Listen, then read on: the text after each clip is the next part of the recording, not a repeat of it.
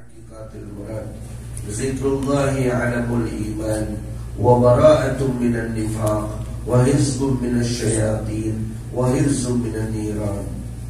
Ilahi anta maqsudi wa ridaka matlubi a'tini mahabbataka wa ma'rifataka ila hadratin nabiyil mustafa sayyidina wa maulana Muhammadin wa ila hadratin Syekh Muhyiddin Abdul Qadir Al-Jailani wa ila hadratin Syekh Abdullah Mubarak bin Muhammad wa ila hadratin Syekh Ahmad sahib al-wafat al-arifin wa ila hadratin Syekh Haji Muhammad Zilzil al-Abdul Baz al-Ashab wa jami' syuyukhina wa masyayikh syuyukhina wa jami' muassasatina Nahdlatul Ulama مددنا بمددهم وأعد علينا من بركاتهم. اللهم افتح لنا بفتوح العارفين اللهم افتح لنا بفتوح العارفين اللهم افتح لنا بفتوح العارفين. اللهم إنا نسألك علما نافعا ورزقا واسعا وشفاء من كل داء برحمتك يا أرحم الراحمين. ربنا افتح بيننا وبين قومنا بالحق وأنت خير الفاتحين. ربنا أنزلنا موزلا مباركا وأنت خير المنزلين. رب اشرح لي صدري ويسر لي أمري واحلل عقدة من لساني يفقهوا قولي. شيء لله له الفاتحة.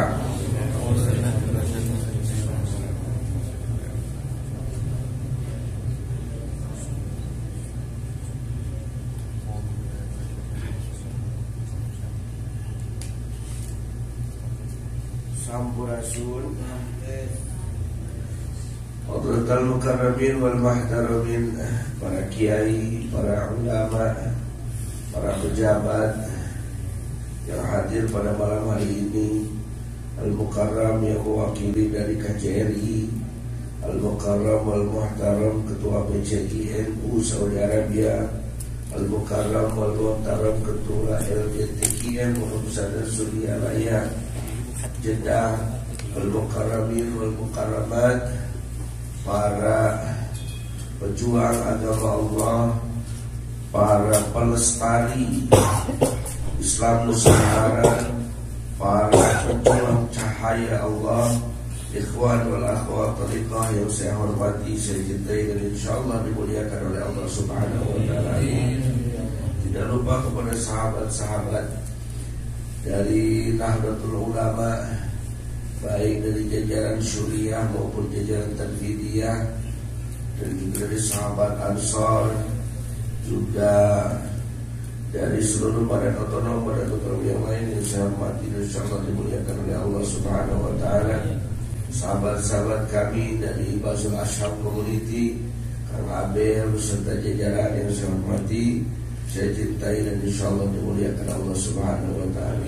Al-Mukarram wal Muhtaram, kakak saya tercinta Kang Haji Aa, juga sahabat saya Kang Haji Nas yang menemani kami dari Mekah sana, yang saya hormati dan insyaallah dimuliakan Allah Subhanahu wa taala. Hari ini Mekah agak berbeda dan Madinah, cuacanya terasa dingin. Jadi batuk-batuk, bersin-bersin. Tapi saya pikir wajar, karena kalau punya hidup gak bersin masalah juga.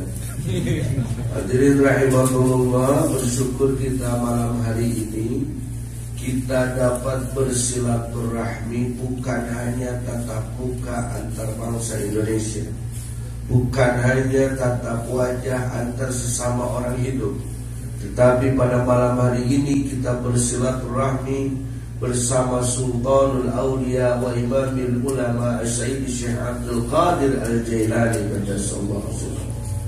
Karena beliau mengatakan, dimanapun dibacakan manakibku maka aku akan hadir di sana. Duduk kita di sini sama dengan kita sedang bersilaturahmi bersama beliau. Biasa kalau orang ketemu dengan orang mulia akan terbawa mulia. 2 bulan yang lalu saya dipanggil ke Sunda Kelapa, Jakarta, untuk menemani Bapak Wakil Presiden untuk ngobrol-ngobrol sejenak, lalu ikut acara. Saya datang ke sana naik bis, naik taksi. Ketemu, kalau nggak dilihatkan itu telepon sama rekaman suaranya, mungkin nggak boleh masuk ke dalam. tapi karena ada rekaman jadi bisa masuk ke dalam. Setelah saya sampai di dalam, aduh, lama sekali dari Sukabumi. Kamu tuh dari Australia pada Sukabumi gitu. Orang 6 jam itu dari Australia naik pesawat, kamu dari Sukabumi aja baru sampai. Akhirnya berangkatlah sama beliau. Anehnya, saya yang hina ini, yang tadi berangkatnya naik bis, naik taksi, kesasar, mau muntah, bisa juga karena pusing. Setelah bersama Pak Al-Mukarram Baki Ma'ruf Amin, saya jadi mulia, Pak. Tiba-tiba tas kecil saya dibawakan oleh ajudan. Tiba-tiba pintu Mercedesnya dibukakan oleh ajudan. Lalu tiba-tiba saya jadi diikut dikawal. Keren juga sih. Iya, Pak. Mau turun sendal saya jatuh duluan, diambil sama Pak Kapolda, Pak. Pak Kiai maaf sendalnya. Mau juga Kapolda ambil sendal saya situ. Saya jalan. Lalu pas saya mau duduk diangkatkan kursinya, lalu saya duduk. Pas saya mau ngambil sendok diserahkan sendoknya, gelas diisikan. Bah, enak juga jadi wakil presiden. Yang enak itu kamu, gak usah mikir tapi ikut enak. Sedikit bahas rame aja, baru segitu aja keluar ya. Udah begitu, lalu kita ikut peresmian salah satu acara jalan santai. Saya jalan dikawal juga, Pak. Pas datang ke tempat acara, beliau diciumi tangan. Loh, ternyata saya juga diciumi tangan saya. Jadi hebat. Selesailah rangkaian acara dan obrolan kami. Jadi gitu aja, Kang ya. Ya, Pak, maka insya Allah siap laksanakan. Jadi gimana, mau ikut tadi ke acara lain apa enggak? Enggak, Pak, cukup sampai sini. Pergilah semua. Saya ditinggal. Enggak ada yang ciumin tangan saya, enggak ada yang ngawal saya. Bahkan sendal saya jatuh, itu Kapolda saya suruh ngambil, kamu kayak gak mau, ambil aja sendiri. Itu begitu. Lalu kembalilah saya ke komunitas saya, naik mobil taksi lagi dan naik bis lagi. Di jalan saya melamun, ya Allah, itulah hidup dan kehidupan. Ternyata kemuliaan itu bukan milik kita. Saat kita bergaul dengan orang mulia, maka para penjaga orang mulia itu akan menjaga kita. Segala fasilitas orang mulia itu akan kita dapatkan. Itu tadi saya kan duduk, dibukain pintu, Pak. Loh, sejak kapan? Biasanya saya nggak takut aja nggak dibukain, nggak. Itu dibukain pintu. Maka kita duduk di sini. Walaupun kelihatan seperti ini, tapi ini adalah majlisnya manaqibnya Syekh Abdul Qadir Al-Jailani. Maka insya Allah kita akan terbawa mulia. Amin. Segala doa hajat akan dikabul oleh Allah Subhanahu wa ta'ala. Segala kesulitan, kebingungan, kesusahan akan diangkat oleh Allah dengan kemuliaannya Sultanul Auliya. Amin ya Allah ya Rabbal Alamin. Ada satu pertanyaan yang mengkritik. Kalau saya tanya, kenapa kamu pergi ke Arab? Dulu zaman Hadratus Syekh Haji Hasyim Asy'ari, orang berangkat ke Saudi Arabia untuk belajar dulu. Terus sekarang kebanyakan kerja. Ya berarti cari uang. Jangan marah kalau ditanya mau cari uang. Orang kalau dikasih tetap diambil, nggak boleh marah. Ya kita butuh itu. Tetapi jangan lupa juga bahwa ini adalah tempat yang mulia. Jangan lupakan juga bahwa kehidupan bukan hanya kehidupan ini saja. Maka selama kita di sini, kita harus bersama-sama untuk memuliakan diri kita, melalui cahaya kemuliaan Makkah Al-Mukarramah dan Madinah Al-Munawwarah. Hadirin rahimakumullah. Ada juga pemikiran menggelitik dalam otak saya. Biasa kami kalau umrah itu suka naik ke Jabal Nur, ke Gua Hiro. Di atas Gua Hiro saya berpikir sambil melihat ke Ka'bah, sambil kita agak sedikit aurat. Biasanya kami melaksanakan zikir bersama minimal 500, sedangnya 1000 kali. Salah berzikir. Kok Quran yang kita pakai itu mushaf Utsmani? Mushaf Utsmani itu sesuai dengan tartib tanzil atau sesuai dengan apa? Karena kalau mau pakai ilmu tartib tanzil, susunan diturunkannya, harusnya yang pertama dibacakan surat apa? Iqra itu. Al-Baqarah. Saya lagi flu kan. Jadi antara ain dan ba itu agak berbeda, agak mirip-mirip lah. Al-Alaq. Lalu siapa yang menyusunkan ini? Ternyata katanya, saya juga belum meneliti secara tuntas, Sayyidina Utsman bin Affan. Lalu kenapa yang ditetapkan oleh Sayyidina Umar waktu itu adalah mushaf Utsmani, bukan mushaf yang disusun oleh Sayyidina Abu Bakar, bukan mushaf yang disusun oleh Sayyidina Ali, tetapi mushaf Utsmani. Lalu kami mencoba meneliti itu sedikit demi sedikit walaupun belum selesai. Apa sih kehebatannya Sayyidina Utsman? Dia orang pejabat, dia orang yang hilim, dia orang yang tawadu. Ya kalau sifat seperti itu sahabat sudah pastilah Pak. Apa sih kehebatan Sayyidina Utsman?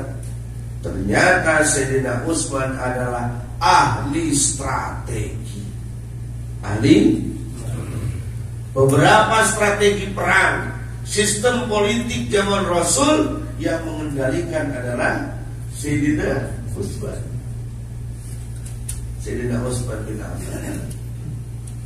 Makanya walaupun beliau orangnya pendiam, agak ditakuti oleh semua orang. Kalau kita diam sekarang nggak kebagian. Baik Bapak yang saya hormati, taruhlah kalau awal-awal mungkin disesuaikan dengan awal-awal. Sekarang ini katanya sudah masuk akhir zaman. Betul apa tidak? Betul. Yuk kita buka aja susunan surat pada akhir zaman.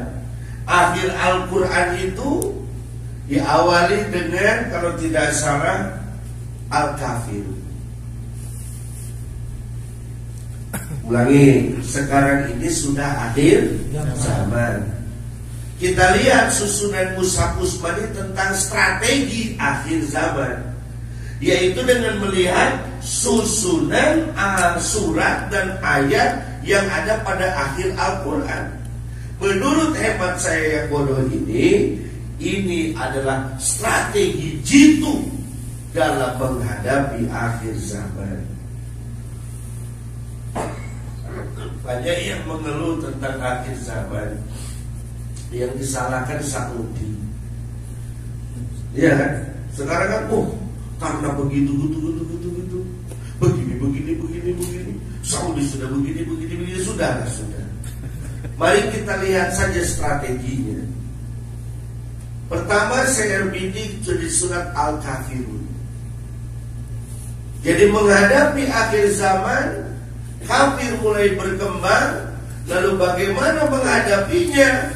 Lakum dinukum waliyadin.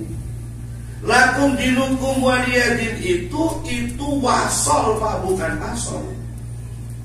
Dalam ilmu balaghah ada yang disebut dengan fasol wasol. Jadi lakum dinukum waliyadin itu bukan kamu saya, nggak tanya saling menanya, tidak ada saling menghormati, bukan. Bukan berarti lakum dinukum waliyadin itu intoleransi. Lakum dinukum waliyadin adalah maha toleransi. Kamu tenang dengan agamamu, kami juga tenang dengan agama kami. Dan yang paling berhasil dalam toleransi adalah Negara Kesatuan Republik Indonesia. Yang lain-lain gagal. Di negara mana-mana gagal. Hancurnya Palestina karena kurang mengembangkan pemahaman lakum dinukum waliyadin. Tetapi di Indonesia, masa ada orang sholat agama Islam salamnya kayak gini. Betul tidak? Assalamualaikum. Yang salam kayak gini Bapak lihat di Thailand itu agama apa Pak? Agama Buddha, agama Hindu, salamnya kayak begini. Ini hebatnya di Indonesia. Orang salamnya kayak begini.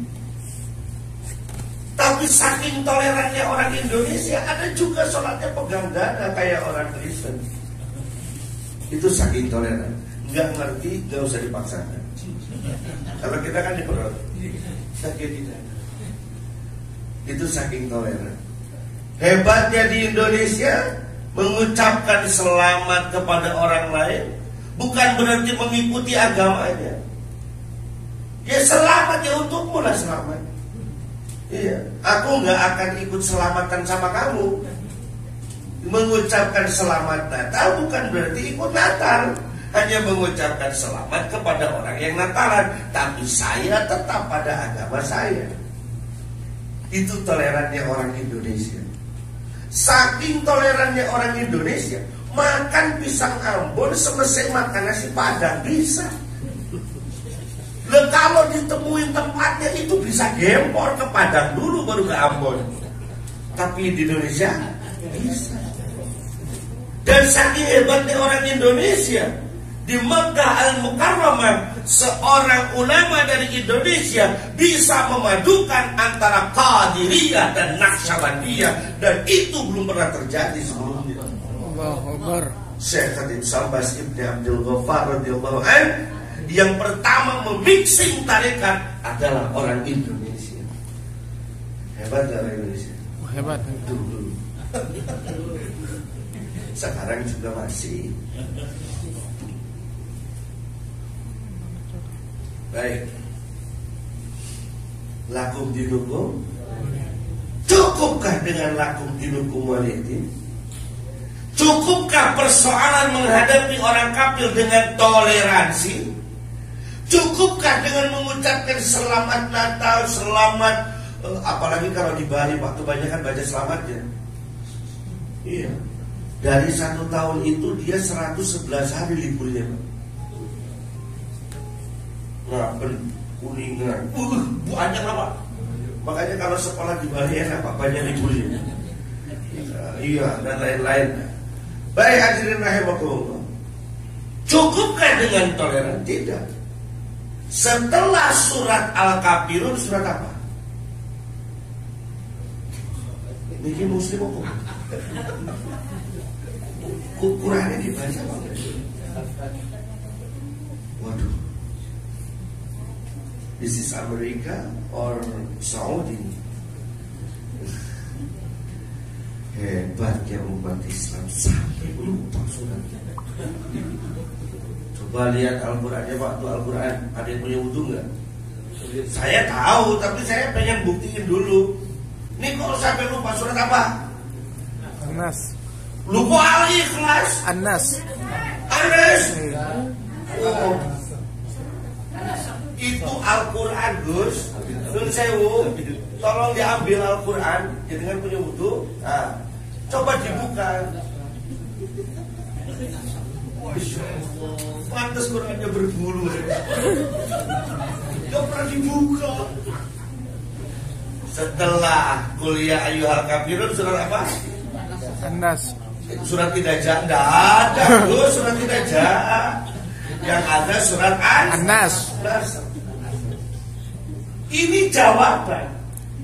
Saat kita menghadapi orang kafir, kita terhadap orang yang berbeda agama tidak usah membenci, Tapi yang ada adalah toleransi, keadilan sosial bagi seluruh rakyat Indonesia. Itu di Indonesia toleransi.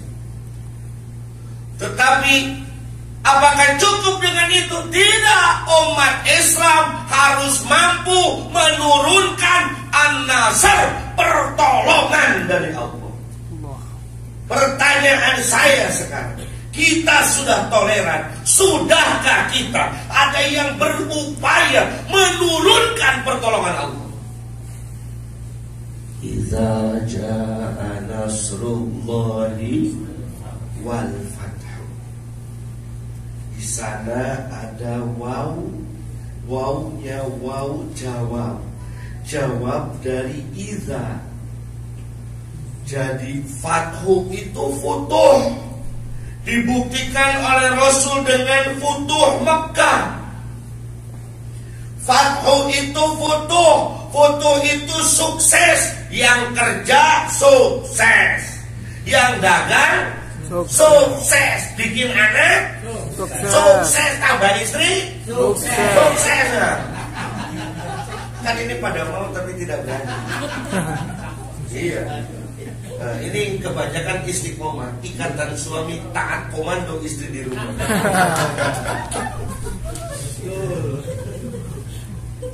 Jadi, apakah kita datang ke sini untuk meraih kegagalan atau mencari kesuksesan? Mau sukses atau tidak? Maukah izzatul Islam wal muslimin? Maukah Indonesia menjadi singa Asia lagi? Maukah Islam di dunia damai lagi? Caranya adalah, itu namanya futuh. Dan tidak ada futuh tanpa ada nusratullah. Walaupun beribu-ribu orang di jalanan, takbir di mana-mana, ini Allahu Akbar, sebelah sini Allahu Akbar. Kata polisinya, saya juga Islam, sami Allahu liman hamidah. Lekat kalau habis Allahu Akbar, sami Allahu liman hamidah, Pak, masa Allahu Akbar terus. Allahu Akbar takbiratul ihram, Allahu Akbar ruku. Ini tidaknya kan, sami Allahu liman hamidah. Pas penutupnya assalamualaikum. Baik, tidak cukup dengan begitu, Pak. Tidak cukup dengan menguasai kursi parlemen, tidak cukup dengan menguasai ekonomi, tidak cukup dengan menguasai politik, tapi harus menurunkan pertolongan. Mana contohnya? Sayyid Muhammad Al-Fatih atau Sayyid Muhammad kedua, Sultan kedua di Turki Utsman Tinoğlu. Apakah dengan ratusan ribu pasukannya? Tidak. Apakah dengan kemewahan dan kehebatan senjatanya? Tidak. Bahkan dia sudah 25 hari mengepung Konstantinopel. Tidak ada satupun yang bisa dikalahkan. Yang bisa mengalahkan Konstantinopel enggak ada. Bapaknya 25 tahun nyerang sampai wafatnya tidak luntur semangatnya. Anaknya baru 25 hari sudah putus asa. Masuk ke kemah, dilemparlah itu ikan kepala khas Turki Utsmani itu. Gak akan berhasil. Lalu dilihat di pojok tempat ada orang yang sedang tertunduk karena emosi. Kamu ulama bukannya turun berperang, mainin tasbih aja. Turun dong. Namanya Syekh A'ad Syamsuddin. Syekh A'ad Syamsuddin tersenyum. Mau tahu perangnya orang sufi? Buktikan. Monggo. Lalu ditalkinlah, diijazahilah seluruh pasukan dan dibawalah berzikir. Ini versi daripada keturunan Syekh A'ad Syamsuddinnya yang tidak diangkat di versi film karena jadi nggak rame filmnya. Ya kalau gini kejadiannya jadi nggak rame.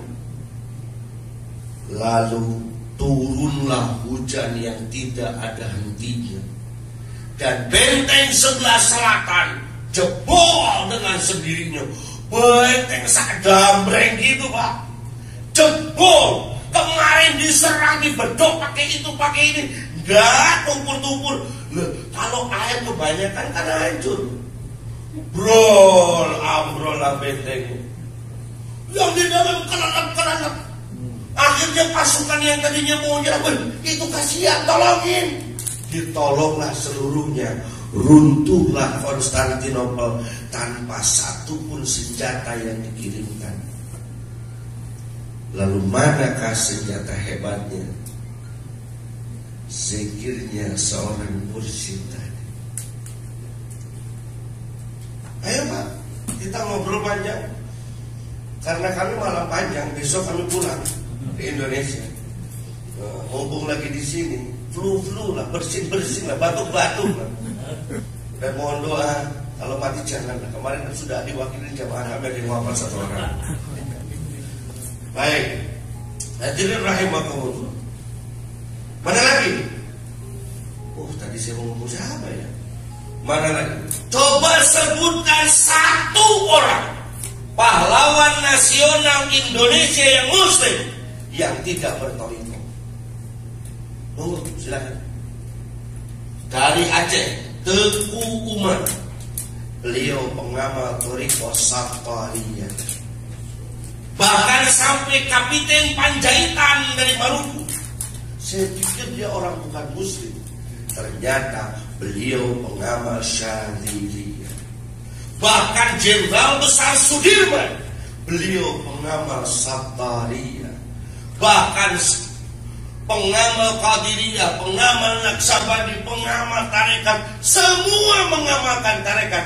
Karena apa? Karena saat berjuang hanya Tuhanlah yang bisa menjadi sandaran. Hanya Allah yang bisa memberi kekuatan.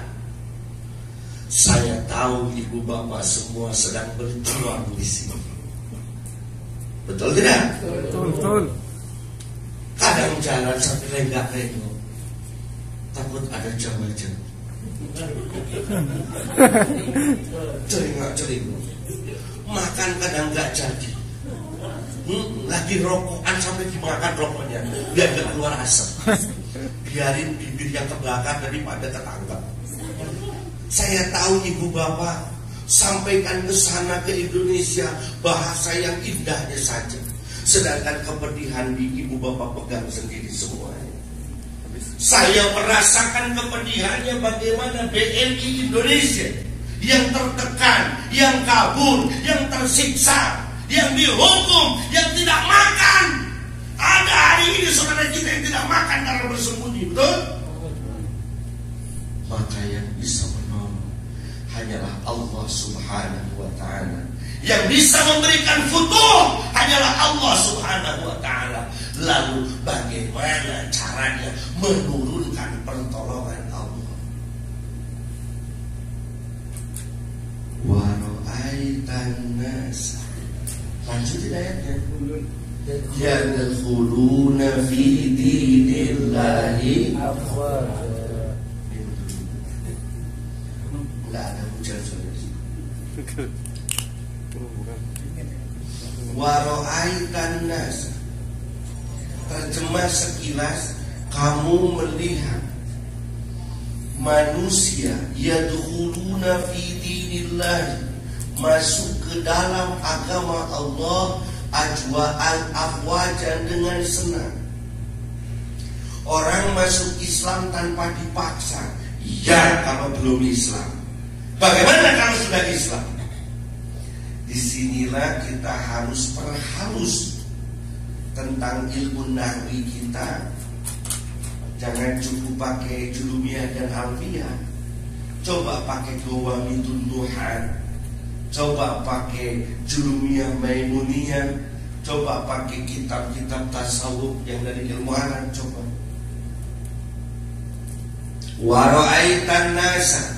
Ini versinya kita yang agak belajar balaghah sedikit. Dan kita buktikan bahwa manusia yang sesungguhnya adalah an-nas. Beda al-insan dengan an-nas. Kalau al-insan itu banyak celakanya, kalau an-nas itu banyak senangnya. Liar, liar aja manusia. Kan kita berpikirnya sama, Pak. Insan itu ya manusia, nas juga manusia. Padahal beda. Kalau insan itu anes.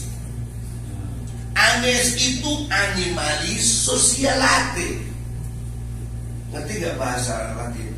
Saya juga ngerti itu masih gitu doang.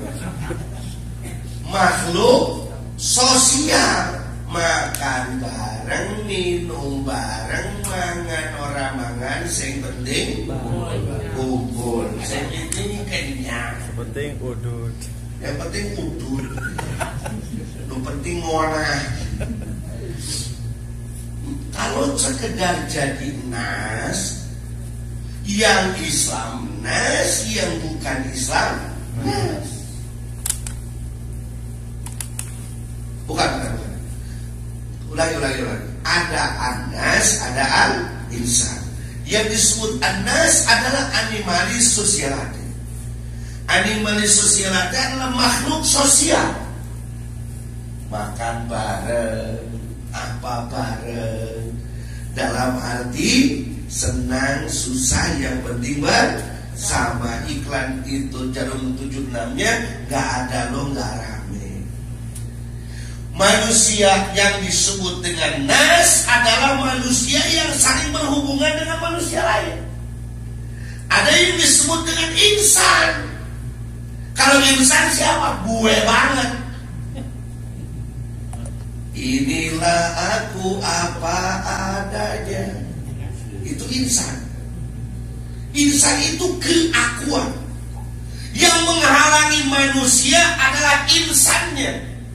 Yang menyelamatkan manusia adalah an-nas. Jadilah an-nas, jadilah anes, jadilah manusia yang memiliki perasaan. Tidak akan memukul karena tahu memukul itu sakit. Cek kurang sunah mah. Kudu ngomong memeh ngawangkong, kudu lumampah memeh ngalengkah, kudu balik memeh balik, mutu qobla anta mutu. Dina ilmu Siliwangi. Jadi di sana disebutnya waro'aitan nas. Kamu lihat manusia. Pertanyaannya, kita sudah jadi manusia. Apa monyet yang berubah bentuk manusia tapi otaknya masih kayak monyet? Gak enak jadi bahasanya. Apa itu disebutnya? Teori Darwin yang belum selesai. Paham gak, Pak? Darwin mengatakan manusia itu dari karena dari monyet, tapi belum selesai. Badannya sudah berubah seperti siapa? Manusia, kelakuannya masih kayak ada nggak ya kayak gitu? Ada nggak?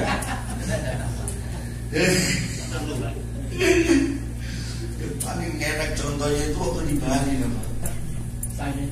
Ya di Bali, daerah Ubud sana itu banyak monyet. Sangi itu dia. Kasih kacang.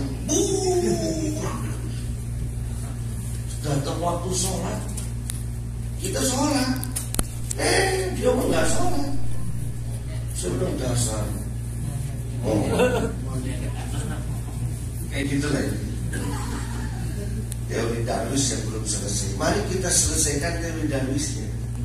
Jadi kalau cuma jadi insan, bapak sudah jadi insan, ibu sudah jadi insan. Hidungnya hidung manusia, matanya mata manusia. Kalau cuma insan bentuk saja. Tapi kalau mau jadi an-nas, harus ditembuskan ke dalam, mencari jati diri, titik manusia yang sesungguhnya. Wara'aitan nasa yadkhuluna ayya'maluna fil kharij wad dakhil. Mengamalkan zahir batin tentang agama Allah, bukan hanya pemahamannya, bukan hanya pengamalannya, tapi sampai pada rasanya. Karena rasa gak pernah bohong kecap bangun. Iya, kalau kecap bangun begitu. Karena rasa adalah segalanya. Misal yang penting rasanya dan super. Korban iklan. Jadi tinggal saya tanya dulu. Ini mau mengatakan tentang yadkhuluna fi dinillah. Jadi kalau ngomong ini Pak tinggal cubit aja sama Kang Amir. Kang, sudah kemalaman, saya pulang langsung. Karena kalau tidak dihentikan ini mau sampai jam 3 subuh juga terus saja ngomong. Tapi pakai kaset, saya pulang.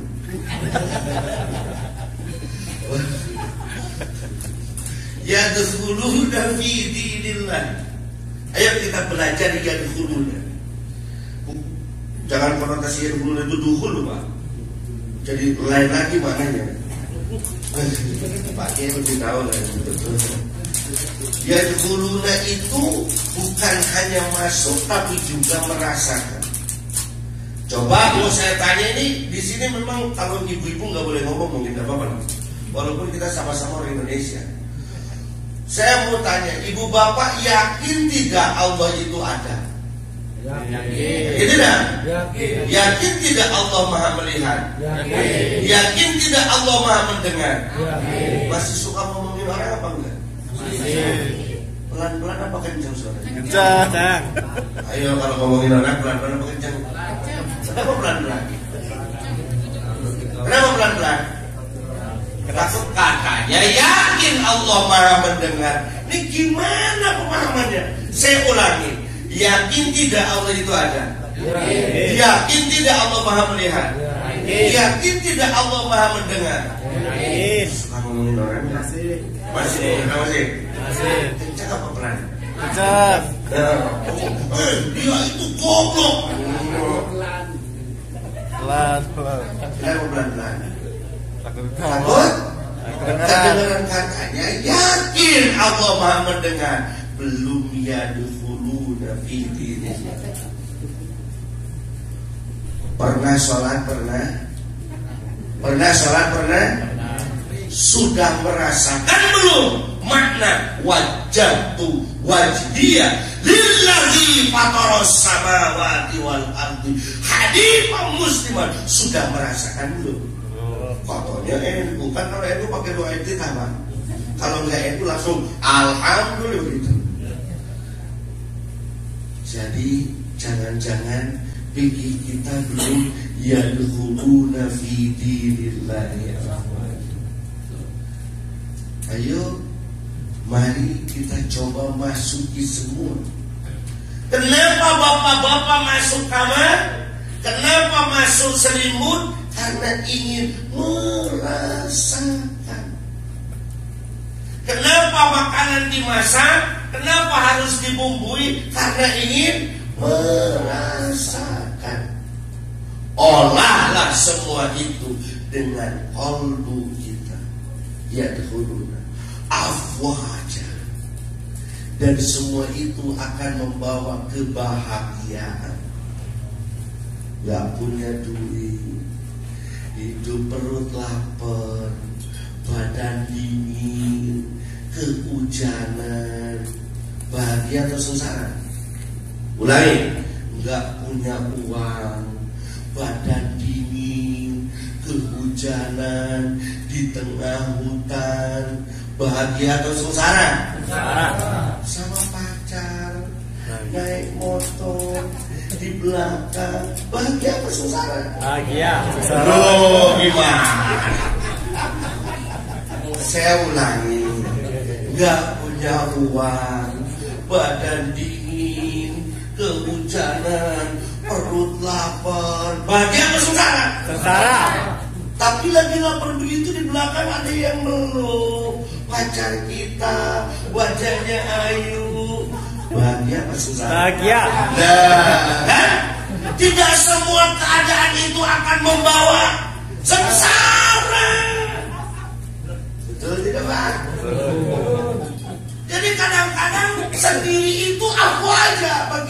selingkuh. Tahu-tahu naik lantai atas, dari ngapain Pak? Menyendiri. DITII, dua istri tanpa izin istri.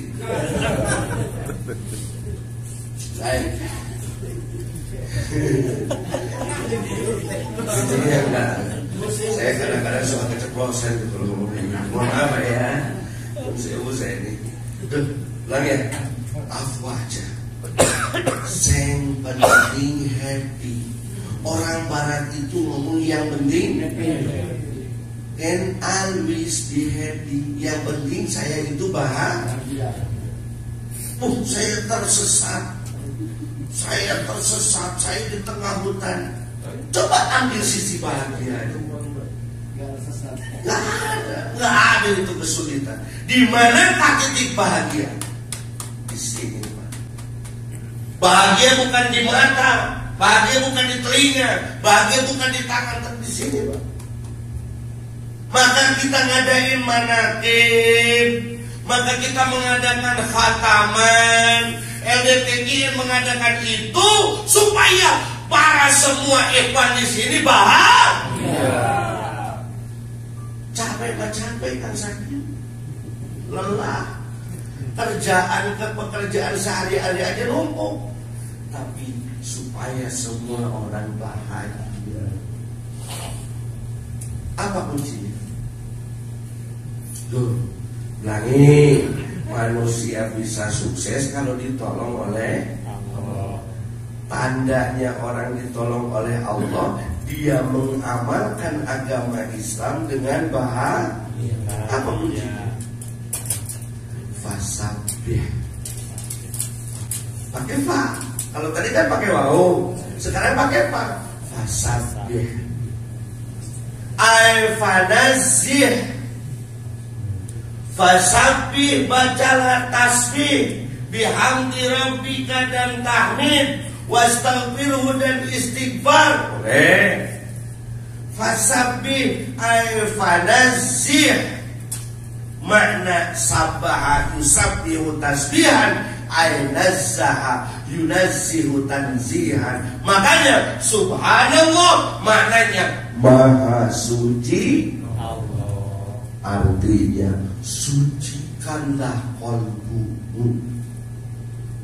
Kuncinya itu membersihkan hati. Bihamdi rabbika, dengan banyak berterima kasih. Wastaghfirhu, dan banyak mohon maaf. Ini loh kebiasaan Indonesia, Pak. Belum apa-apa sudah. Tapi sebelumnya terima kasih ya. Mohon maaf dan repotin. Bener nggak? Bapak-bapak sudah nggak suka dengan itu, nggak dari orang Arab. Syukur ya, syukur sok nggak ada itu. Paling sudah selesai.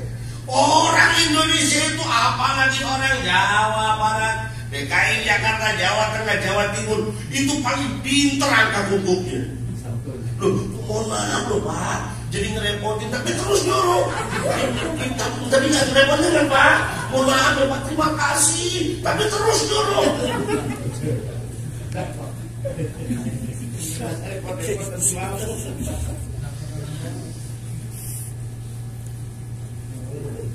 Dan ini saudara, bukan saya yang meneliti, bukan. Kawan-kawan kami dari Jepang. Orang-orang Jepang meneliti orang Indonesia, kenapa orang Indonesia mudah bahagia. Coba, ini yang datang ke sini kan sama majikan sudah diusir, di rumah udah habis, duit tidak punya, kontrakan sudah tidak ada, hidup udah susah, pajak sudah kena, di rumah istri minta, orang tua juga minta uang, stres kan? Kumpullah 4 orang yang pada stres, jadinya nangis apa ketawa-ketawa. Itulah Indonesia, hebat kan? Ini kan ada orang 4 lagi stres, ya 4-4-nya lagi pusing Bang. Lagi duduk, kumpul, pada ketawa apa pada nangis? Itu hebatnya. Coba, Bapak berpikir nggak? Pernah nggak pikir di situ? Dan ini saya juga asalnya tidak tahu. Tapi karena ada teman dari Jepang yang datang, terus orang iya juga ya orang gitu. Tidak punya, hidup susah, banyak utang yang lagi banyak, di rumah banyak masalah, mertua ngamuk. Ketemu sama teman-temannya malah ketawa-ketawa. Wah, iya ya goblok. Padahal lagi susah. Kalau di luar negeri bunuh diri loh orang kayak gitu. Iya. Kenapa kok kayak begitu? Karena kita wasabbih bihamdi rabbika, sehingga innahu kana tawwaba. Dibukakan pintu oleh Allah sehingga kita butuh semuanya. Amin. Ulangi, kunci kalau ingin berhasil harus mampu menurunkan nusratu, pertolongan Allah. Caranya, tandanya pertolongan Allah turun, kita melaksanakan ibadah secara bahagia. Kuncinya dengan banyak berterima kasih dan mohon maaf.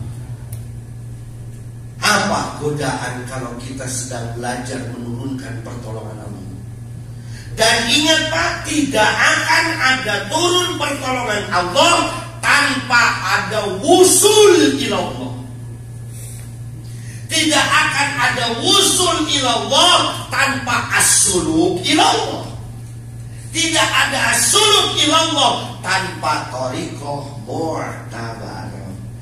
Jadi fal wajibu lil insani walau aliman wa mutabakhiran ayakhudha thariqu.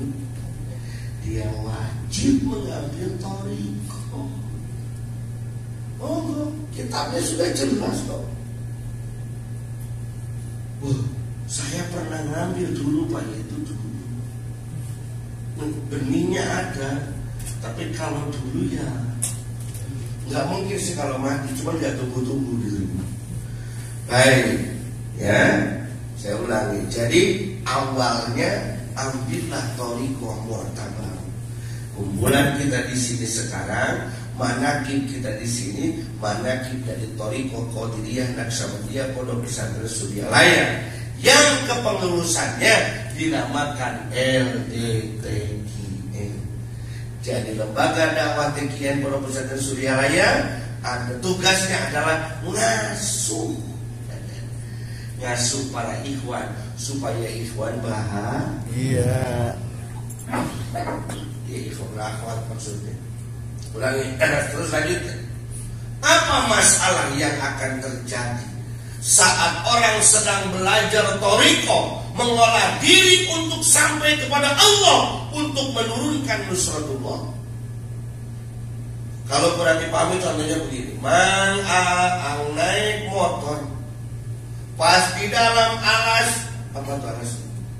Hutan, motornya kempes. Kalau saya tukang touring, kemarin touring dulu pakai mobil bawa keluarga ziarah Wali Songo.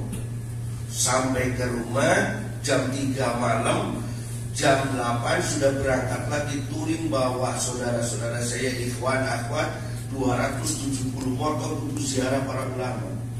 Sampai di rumah manakiban, besoknya berangkat umroh sini. Jadi ini touringnya dari mulai yang sedang jauh samping, naik motor, naik mobil, naik pesawat. Untuk gak mati. Baik, hadirin rahimakumullah. Naik motor, kempes ban. Di tengah hutan mana ada tambal ban. Akhirnya Aang nyetok mobil. Dan ini kejadiannya nyata. Bukan naik motor, saya naik hardtop, mobil hardtop ke hutan, ternyata nginjak bekas apa itu namanya, pohon itu tunggul. Apa tunggul? Tunggul itu apa sih bahasa Indonesia? Akar yang tajam, ban saya kok bolong.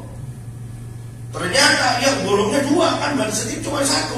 Makanya yang sudah pakai ban 4 harus bawa ban setir juga. Ngerti? Apalagi kalau punya persiapan harus 5. Harus ada persiapan. Oh iya, karena kempes gimana?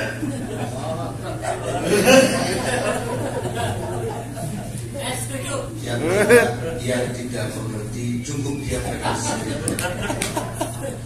Baik. Lo kok jadi situ, Pak? Tenang dulu, Pak. Ini ibu-ibu sudah mulai cemberut sama saya. Masuk ban setir. Enggak kok, bukan ban setir. Ban setirnya cuma 1. Akhirnya saya cegat mobil. Ternyata karena kita mobilnya Harto, di tengah hutan nggak ada yang mau berhenti. Mukanya mungkin muka perampok. Akhirnya Pak, saya pakai peci dulu, pakai sarung dulu, pakai sorban, saya diem, baru berhenti. Kiai itu kesusahan. Pas tadi pakai celana yang banyak kantongnya, pakai topi, disangkanya perampok. Akhirnya naik mobil, sampailah saya di tukang tambal ban. Pangnamakan mobil di situ, siap. Dia bawa alatnya, naik motor, saya ikut di belakang. Sampailah ke mobil, diselesaikanlah persoalan mobil saya. Di situ saya mendapatkan pengetahuan. Jadi pertama adalah mungkin kita diberi kesulitan oleh Allah. Lalu kita mencari upaya supaya dapat mendapatkan pertolongan oleh Allah. Caranya, lakukanlah perjalanan menuju Sang Penolong. Namanya suluk, orangnya disebut salik, perjalanannya disebut thariqah. Lalu sampailah dia kepada al-maqamatil ula. Lalu dia turun lagi membawa cahaya, menyelesaikan persoalan. Bukan hanya persoalan dia, tapi persoalan semua orang. Persoalannya setelah surat An-Nasr, surat apa itu? Tabat. Apa itu tabat itu? Allaham. Betul kan? Iya. Tadi kalau kita awalnya doang. Tabat. Allah. Apa laham? Allaham itu tabat siada abi laham. Apa laham itu? Artinya laham apa sih? Luapan api. Apa maksudnya? Provokator di mana-mana. Saat kita belajar thariqah, nanti akan ada provokatornya. Apaan itu kepalanya gede-gede? Emangnya kamu lagi nyedek? Ya gimana kamu mau dapat pertolongan dari Allah? Orang bilangnya nggak mau. Padahal dia bergoyang bukan karena bergoyang begitu, tapi dia merasakan menarik rasa dari kalimat La ilaha illallah. Apa itu dikirnya keras-keras? Tidak ada dikir keras-keras, Pak. Kalau ada satu ikhwan di sini yang dikir keras-keras, bilang sama saya. Orang kami ngajarkannya la ilaha illallah, kok bukan keras-keras. Keras. Enggak ada. Seperti di sunnah ada pantopologo menang teman-teman. Pantopologo tidak mau. Dikirnya la ilaha illallah. Kenapa begitu kuat? Karena penyakit hati dalam diri kita juga begitu banyak. Baik. Maka yuk kita amalkan. Dalam rangka kita belajar mendekatkan diri kepada Allah, akan ada Allah, yaitu provokasi. Tabat yada abi lahabin wa tab. Ma'anna anhu maluhu wa ma kasab. Ingat, orang yang memprovokasi itu tidak cukup dikasih duit, tetap aja kolok-kolok. Kita musuhin, dia anggap kita musuh. Kita deketin, dia anggap kita nyogok. Tidak perlu membuktikan siapa dirimu kepada musuhmu, karena dia tidak percaya. Dan tidak perlu kamu mengatakan dirimu kepada sahabat, karena tidak begitu pun dia akan percaya. Sudah biarin aja Allah. Apa yang bisa mengalahkan Allah? Mohon maaf, di Di Indonesia ini sedang terjadi provokasi di mana-mana. Di dunia sekarang sedang terjadi provokasi di mana-mana. Sehingga banyak negara-negara Islam yang hancurnya bukan karena musuh dari luar, tapi karena provokasi di dalam negaranya. Betul tidak? Betul. Mesir hancur karena provokasi. Suriah hancur karena provokasi. Saudi Yaman hancur karena provokasi. Irak hancur karena Allah. Mungkinkah ini masanya Allah? Apa yang bisa mengalahkan Allah itu? Surat itu surat apa? Surah Al-Hajj suratnya apa? Al-Ikhlas.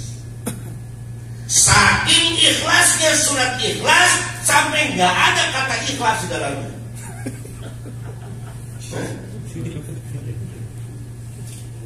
Apa ini ngantuk Pak? Kalau ngantuk ya tutup aja. Saking ikhlasnya surat Al-Ikhlas sampai tidak ada kata ikhlas di dalamnya. Kan Allah ada lahnya. Ada enggak? Ada. An-Nasr ada nasrnya? Belum ikhlas.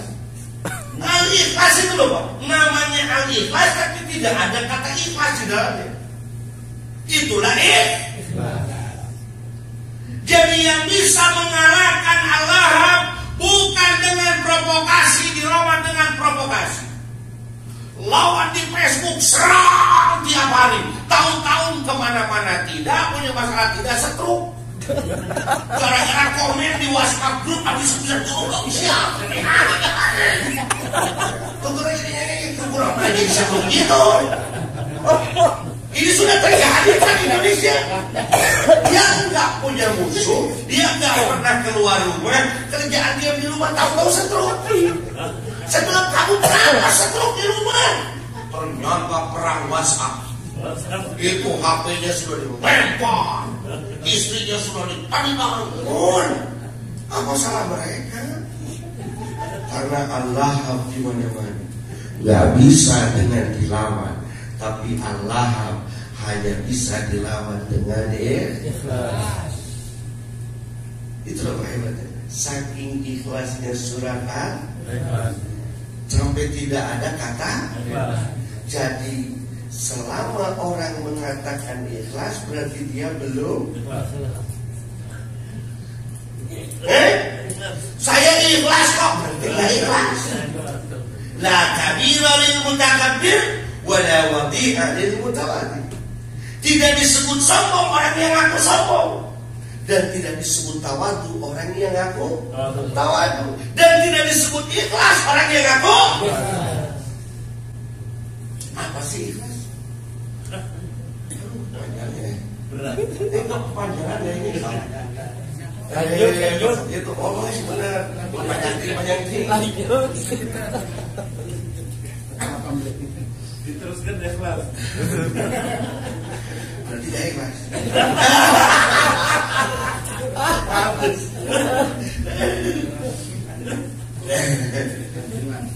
Ikhlas itu singkatnya masdar.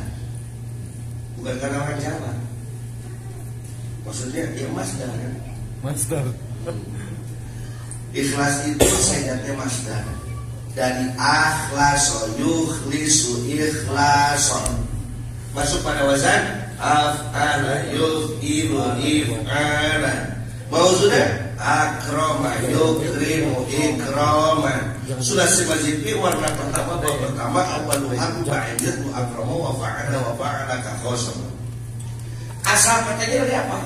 Kholaso yakhlusu khuluson. Jadi asal katanya dari khulus. Doroba memukul, adroba memukulkan, fataha buka, aftaha membukakan, kholaso murni, akhlaso memurnikan. Berarti sudah murni belum? Belum. Ulangi. Doroba memukul, adroba memukulkan, fataha membuka, membuka, aftaha membukakan, kholasa murni, akhlasa memurnikan. Berarti asalnya belum murni. Jadi yang mengatakan ikhlas itu belum khulus, belum murni. Loh, saya ini Pak Korea terus dalam hati, bagus, itu ikhlas. Karena kalau sudah suci namanya bukan ikhlas, tapi khulus. Namanya masih ada mangkal-mangkal, itulah Jadi ikhlas bukan hasil, ikhlas adalah proses. Ikhlas bukan kualitas, tapi ikhlas kuantitas. Proses. Jadi manusia itu hanya berproses. Hasil itu milik siapa? Allah. Tidak ada manusia yang punya khulus, tidak.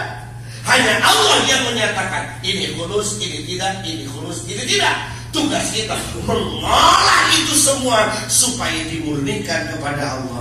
Jadi kalau mau ibadah, riyah dulu boleh nggak? Boleh. Sombong dulu boleh nggak? Boleh. Sombong dulu boleh nggak? Tapi olah itu semua supaya khulus dengan la ilaha illallah. Makanya la ilaha illallah disebut kalimatul ikhlas.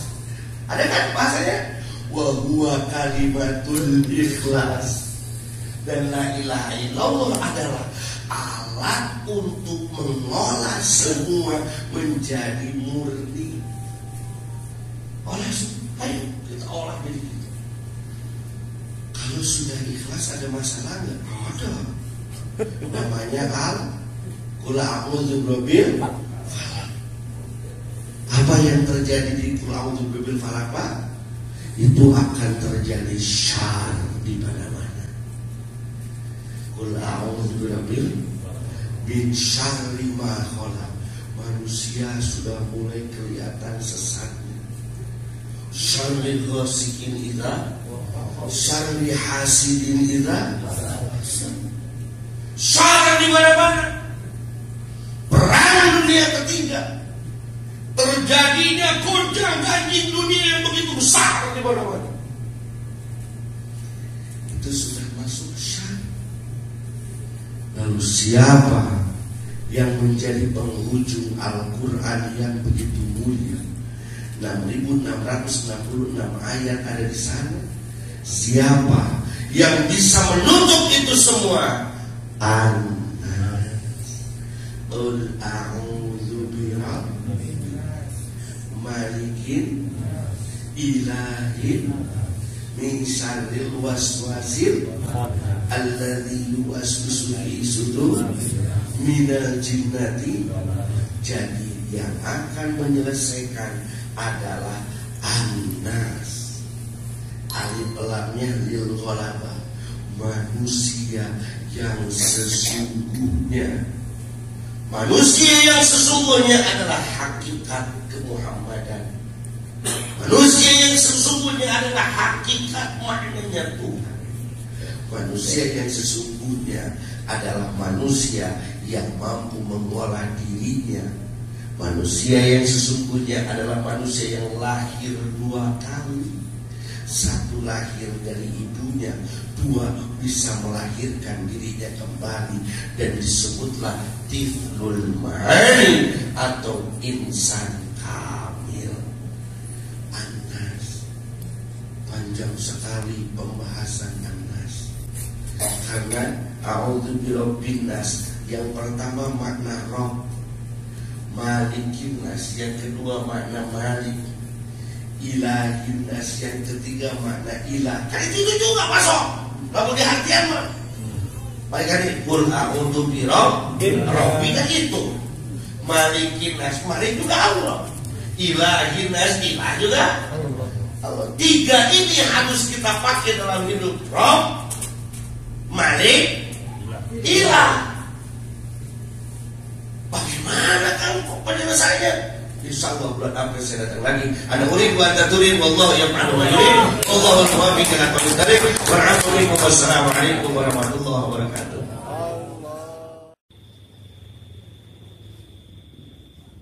Allahumma salli ala nabiyil hashimi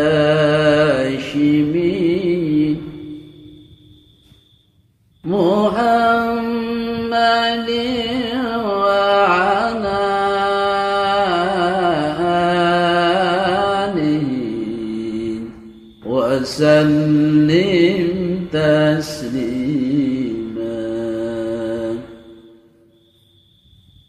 Allahumma salli ala nabiyil hashimi Muhammadin wa ala alihi wa sallim tasliman. Allahumma salli ala nabiyil hashimi Muhammadin wa ala alihi wa sallim tasliman. Allahumma salli ala nabiyil hashimi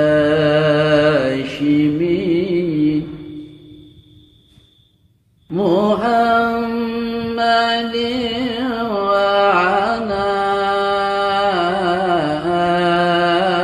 alihi wa sallim tasliman.